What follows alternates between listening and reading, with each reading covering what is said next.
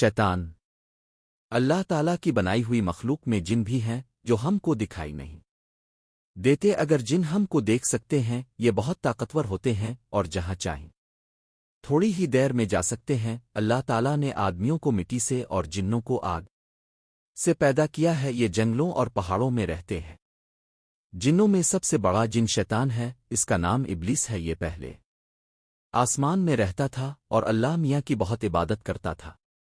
اللہ میاں نے جب حضرت آدم علیہ السلام یعنی انسانوں کے سب سے بڑے باپ کو بنایا تو فرشتوں اور ابلیس کو کہا کہ ان کو سجدہ کرو۔ سب فرشتوں نے اللہ کا حکم مانا اور انسان کو سجدہ کیا، لیکن شیطان نے جدا نہ کیا۔ اللہ میاں نے فرمایا کہ جب میں نے تجھ کو حکم دیا تو کس وجہ سے تو نے سجدہ نہ کیا؟ شیطان نے کہا میں اس سے اچھا ہوں، مجھ کو اپنے آگ سے بنایا ہے اور اسے مٹی سے بنایا ہے۔ اللہ نے فرمایا تو بہشت سے اتر جاؤ، تو اس قابل نہیں کہ یہاں غرور کرے تو ذلیل ہے۔ شیطان نے کہا کہ مجھے قیامت یک کے لیے مہلت دیجیے۔ اللہ نے فرمایا کہ جا مہلت دی جاتی ہے۔ شیطان نے پھر کہا مجھے تو اپنے ملون کیا ہے، میں بھی ان کو سیدھے راستے سے بکاہے گا، ان کے آگے سے اور پیچھے سے، ان کے دائیں سے اور بائیں سے آؤں گا، اور ان میں سے اکثر اب کا شکر ادا نہ کریں گے۔ اللہ میاں نے فرمایا نکل جا یہاں سے